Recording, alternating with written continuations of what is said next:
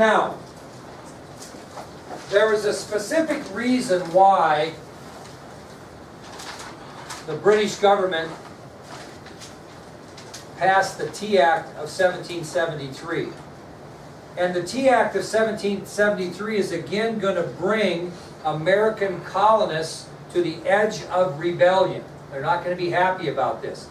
But there was a reason why they did that. The main reason that the Tea Act of 1773 was passed was in retaliation to what? The blowing up of the gas bay, okay? And to prove a point to the colonists, hey, we still have the right to tax you. So the whole reason why Parliament passed the Tea Act of 1773 was A, in retaliation for the blowing up of the gas bay, and B, because they wanted to prove to the American colonists that they being Parliament, still had the right to tax the colonies.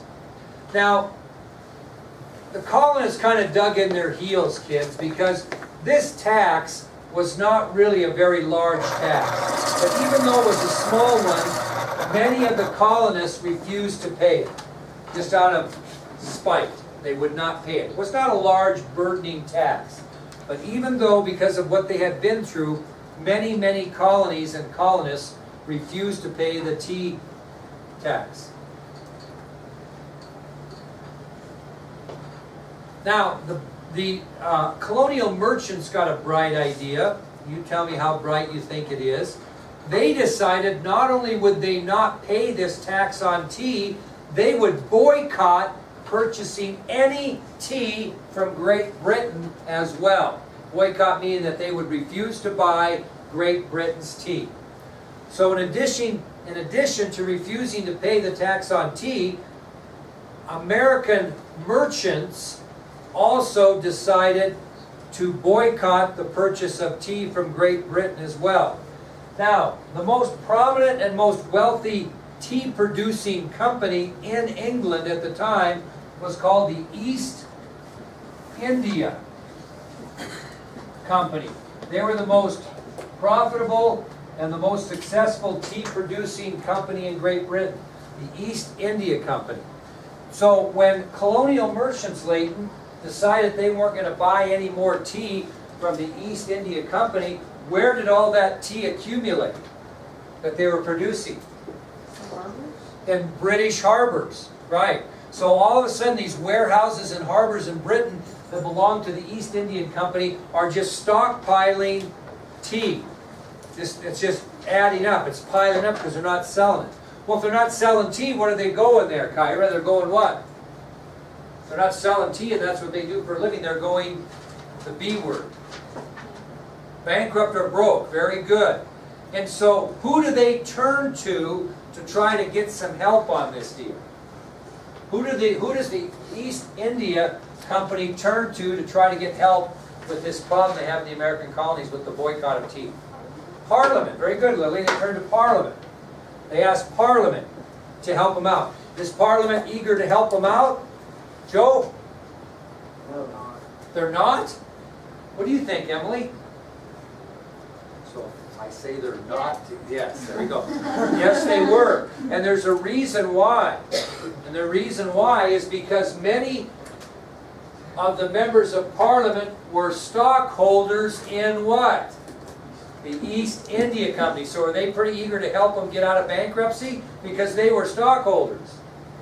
So faced with the probability of bankruptcy, this East India Company turns to Parliament for help, and many of the members of Parliament owned stock in the company, so they were very quick to act.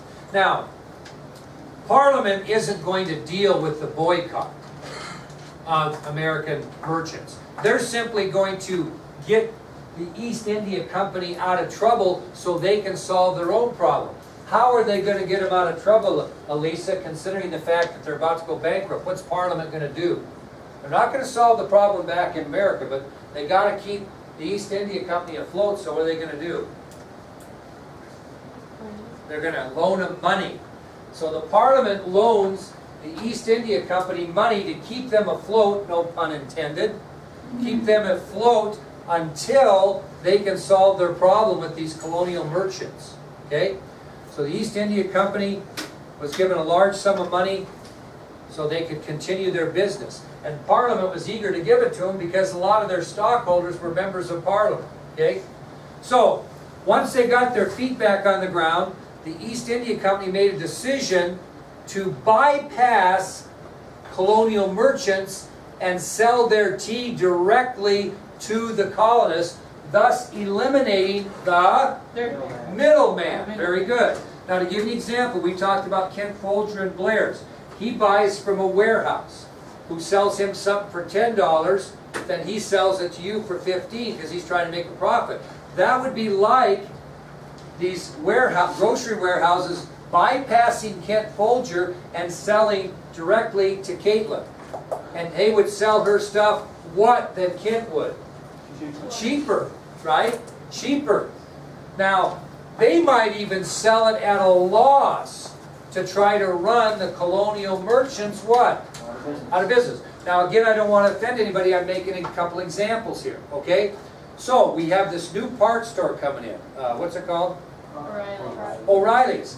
Okay, the concern is, as I've heard through the rumor mill, that O'Reilly's might lower their prices and maybe even lose money the first 6 months so that people will come to them, and what will happen to CarQuest and Napa?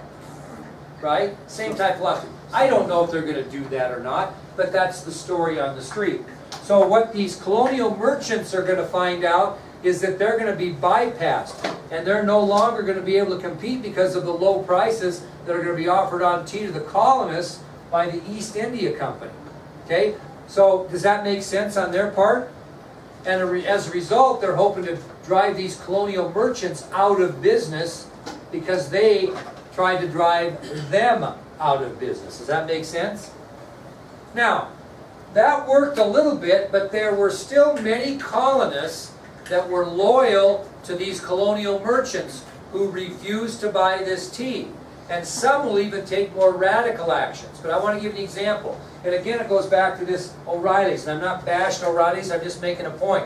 I know for a fact that many of the electricians and plumbers and laborers and sheetrock people and that type of thing that lived in Worland would not do the work for O'Reilly because they were loyal to who? Local Napa and CarQuest. I know a lot of that work that was done to build that building was done by people from Casper or Billings or Riverton because local electricians and carpenters and plumbers said, hey, I'm not going to step on the toes of my friends who own these other businesses. Well, American colonists felt the same way. They were sympathetic to their own business owners, so they really got upset and reacted to the actions of the East India Company. How'd they react? Some didn't buy the tea, while others, specifically the Sons of Liberty, decided to react in a different manner, and the way they reacted became known in history as the Boston Tea Party. Okay, and I'll explain that to you. So again, many colonists stayed loyal to colonial merchants, and they reacted in two ways. One, they refused to buy the tea at the low price, and two, some took a little more radical approach, those being the Sons of Liberty, and they planned an act that we know in history as the Boston Tea Party, which occurred late in 1773. Late in 1773. Anybody know what they did, the Sons of Liberty? I mean, from your elementary days, Jaden, I'll give you any more detail you need, but you tell me what you know. Dressed up as Native Americans. They dressed up as Indians. We can say, thank you, but we can say Indians now because that's what they were called. They dressed up as Indians, and what did they do? They boarded the vessels and threw all the tea into harbor. They boarded 3 British vessels. He's exactly right. I'm going to add a little more detail. And they threw tea into the Boston Harbor, right? How much tea did they throw in? 342 chests of tea. I thought Well, it's a lot when you think about the second thing I'm going to tell you is that the amount of that was about 45 tons of tea. So Jaden's got his history down pretty good. The Sons of Liberty did disguise themselves as Indians. They boarded 3 British ships that were docked in Boston Harbor, and they destroyed or dumped over 342 chests of tea weighing about 45 tons into the Boston harbor, worth thousands and thousands of today's dollars. Okay? Worth thousands and thousands of today's dollars. And that action is known in American colonial history as the Boston Tea Party. So my next question for Rhiannon is, what was the reaction of American colonists when they heard about the Boston Tea Party? How'd they react? Yes, you do not. Yes, you do. They had to react one of two ways, my dear. They either were blanket or blanket.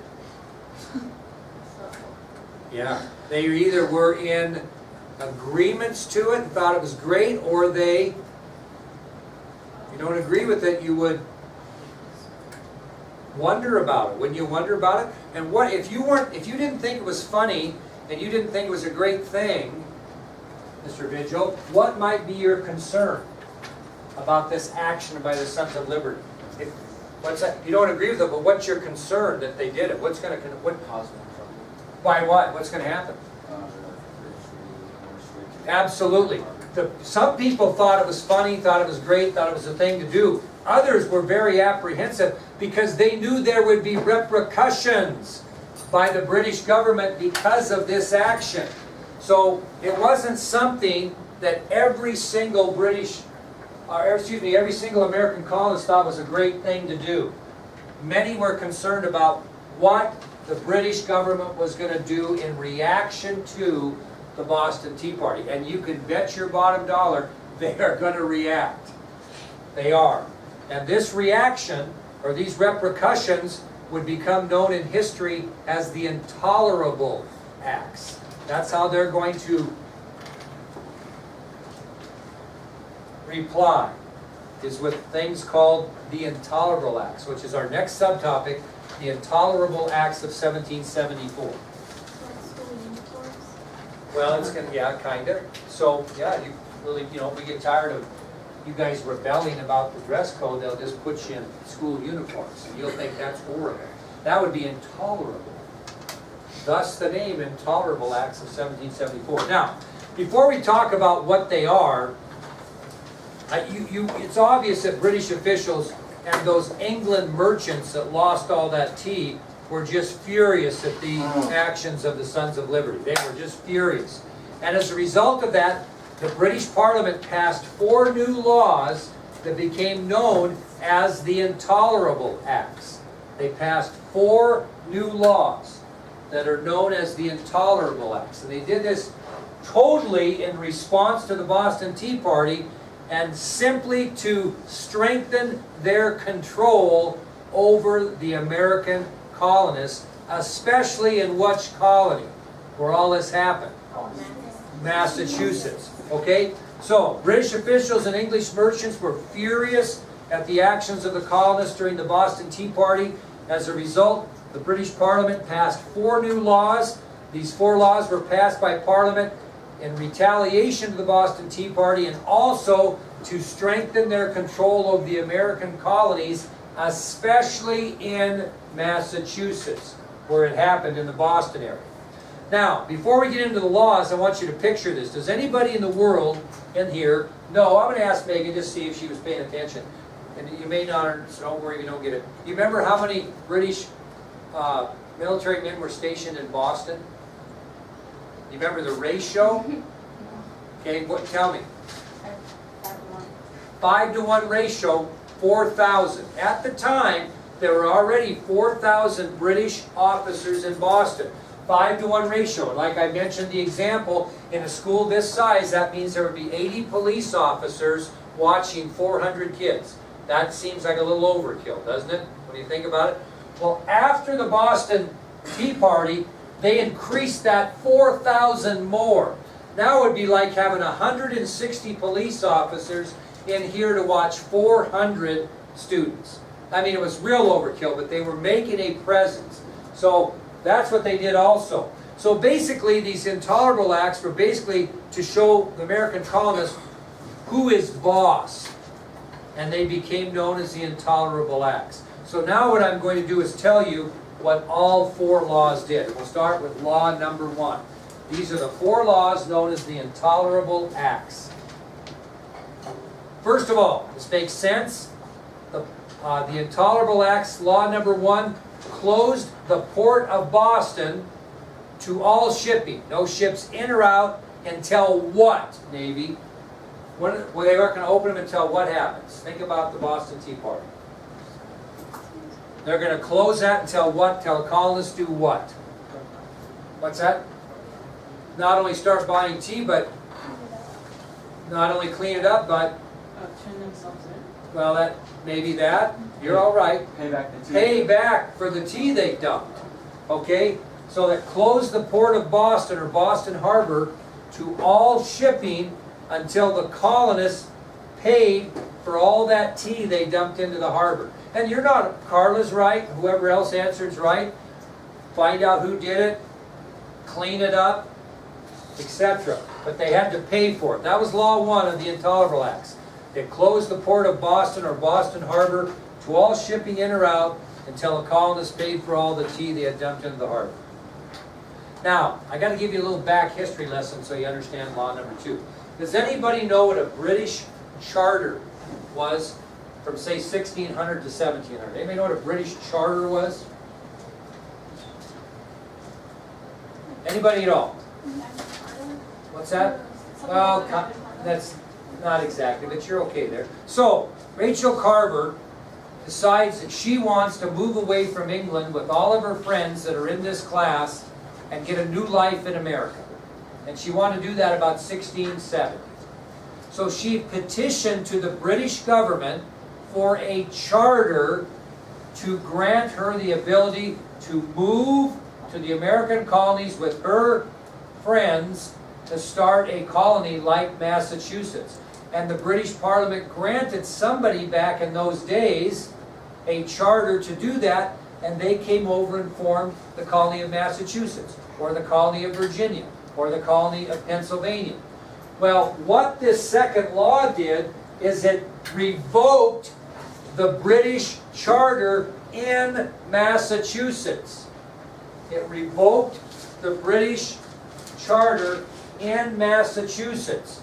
Now, when they gave Rachel that charter to come over here and start a colony in America known as Massachusetts, what else did Rachel get to do? She got to establish the what that runs the colony? Government. Well, if they revoke your charter, they basically forbid you from governing yourselves. Okay? So the second law revoked the British charter in Massachusetts, which in essence forbid that colony to govern itself. So who's going to end up governing Massachusetts as a result of Law 2? Great Britain. Now who is the one that runs the colony? The governor of Massachusetts. So what they did is they revoked the charter and they replaced the present governor of Massachusetts with a guy by the name of Thomas Gage. So the second law revoked the British charter in Massachusetts, which meant that the people of Massachusetts would no longer have the right to govern themselves.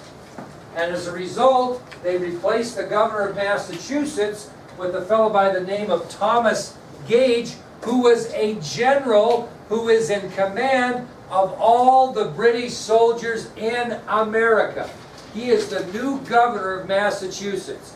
Thomas Gage, General Thomas Gage, who is the commander-in-chief of all British troops in America. So my question to Naya is, who's going to run the government in Massachusetts?